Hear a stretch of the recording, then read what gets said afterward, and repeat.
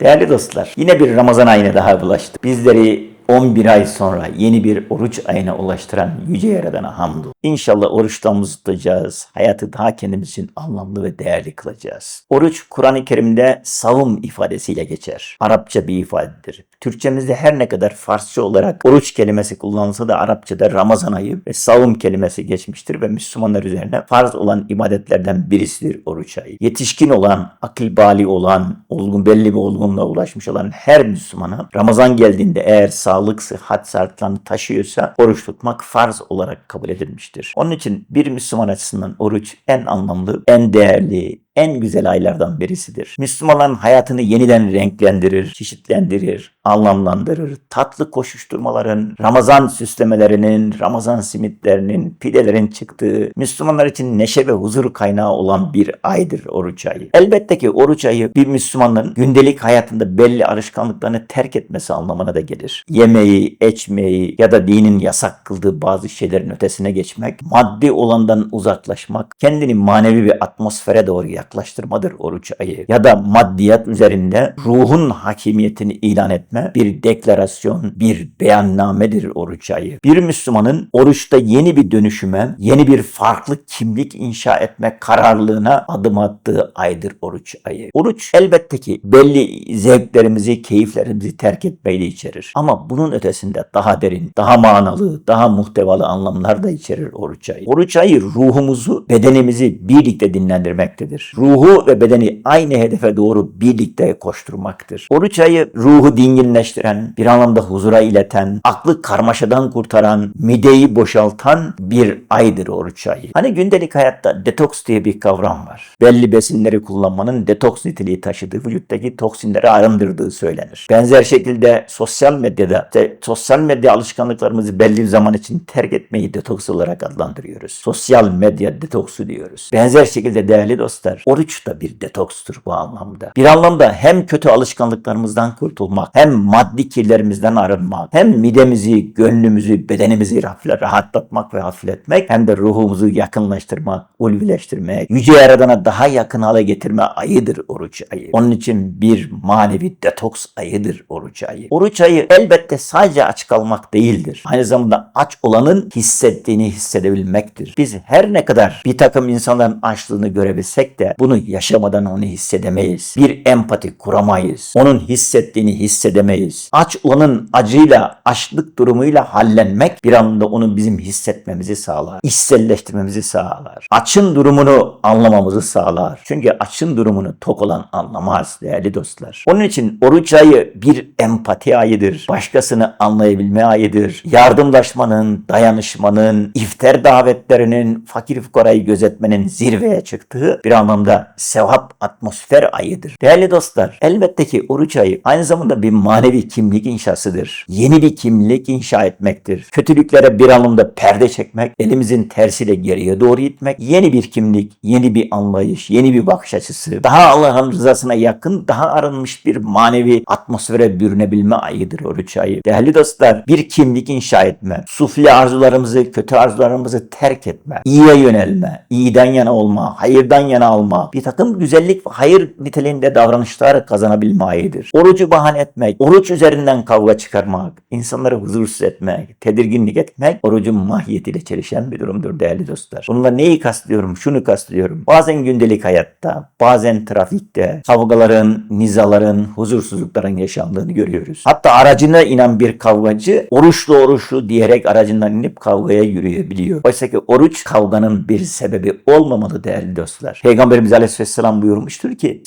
size oruçluyken birisi kötü söz söylediği zaman ben oruçluyum deyip ondan uzak durun. Bir anlamda zihni, vicdanı, gönlü, aklı Ramazan'a hazırlamaktır oruç ayı. Onları bütün kötülüklerden arındırmak, oruçla hallenmek, bir oruçlu gibi kimlik ve kişilik inşa etme ayıdır oruç ayı. Onun için oruç dediğimiz şey sadece ve sadece öyle aç kalmak, akşama kadar arzu isteklerimizi terk etmek değildir. Oruç bir kimliğe bürünmektir. Bir Müslüman Müslüman kimliği ortaya koymaktır. Oruç, fakirden anlayan, halde anlayan, başkalarıyla empati kuran, başkalarıyla güler yüzlü olabilen, oruçlu gibi davranabilen bir birey, bir kimlik, bir fert inşa edebilme ayıdır oruç ayı. Değerli dostlar, oruç ayı güzel alışkanlıklar kazanmak, güzel alışkanlıkları sürekli hale getirmektir. Sadece oruçta iyi olmak, sadece oruçta iyi davranmak, sadece oruçta bir Müslüman kimliği inşa etmek, sonrasında eskiye geri dönme değil.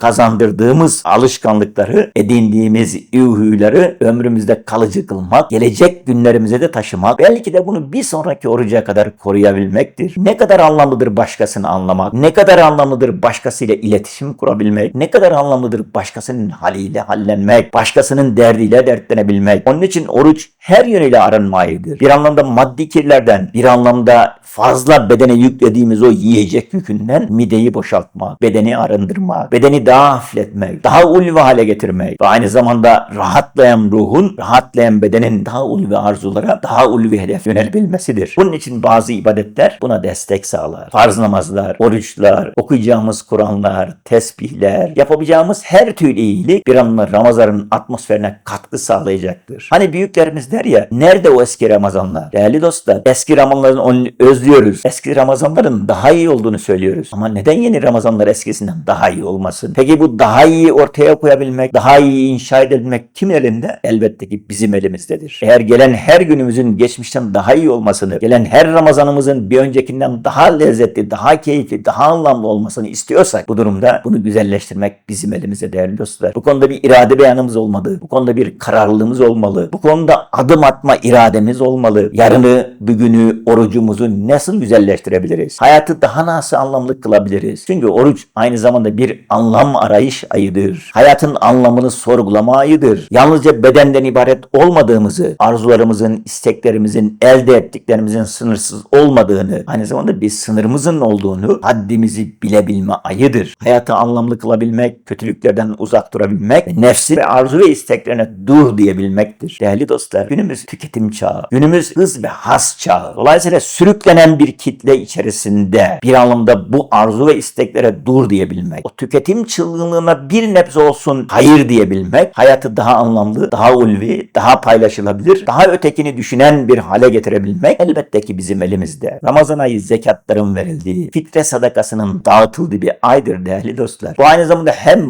Ramazan'ın o manevi iklimini güçlendirir, manevi iklimini daha feyizli, daha anlamlı hale getirir, hem de o erişilecek olan bayramı fakirinde, fukaranda daha sevinçli, daha mutlu, daha müferreh çıkabilmesini sağlar. Bir anlamda zenginlerle fakir arasındaki uçurumu, mesafeyi ortadan kaldırır. Dolayısıyla birbirine bağlar, birbirine dost kılar. Hayattaki uçlar arasını daha da yakınlaştırır. Birliği, beraberliği, kardeşliği tesis eder. Oruçlu gibi davranmak değerli dostlar. Hem bedenimizin isteklerine, hem nefsimizin isteklerine bir anlamda oruçlu gibi davranmak, oruçlu gibi mesafe koymak, oruçlu gibi bir rota çizebilmektir oruç ayı. Oruç değerli dostlar, aç kalmanın ötesinde gördüğünüz gibi çok derin manalar taşır. Bir empatidir, bir hissediştir, yaşayıştır, bir ötekiyle halleşmedir, ötekinin dilinden anlayabilmektir, fakirin diliyle, fakirin lisanıyla yaşayabilmektir, o fakirliği tatmaktır, o fakirliği hissetmektir, o fakirliğin ne olduğunu hayatın zerrelerine kadar hissedebilmektir oruç ayı. Değerli dostlar, eğer oruç bunu kazandırmıyorsa sadece aç kalmak belki de oruçtan elde edeceğimiz faydayı elde etmeyecektir. Değerli dostlar, orucu idrak ettiğimiz bu ayda oruçlarınızı Allah kabul etsin. Tuttuğumuz oruçları makbul oruçlardan eylesin. Bir dahaki Ramazanlara kavuşabilmeyi sağlıkla, sıhhatle, afiyetle nasip etsin. Oruca hakkını verenlerden eylesin. Biz orucu tutuyoruz.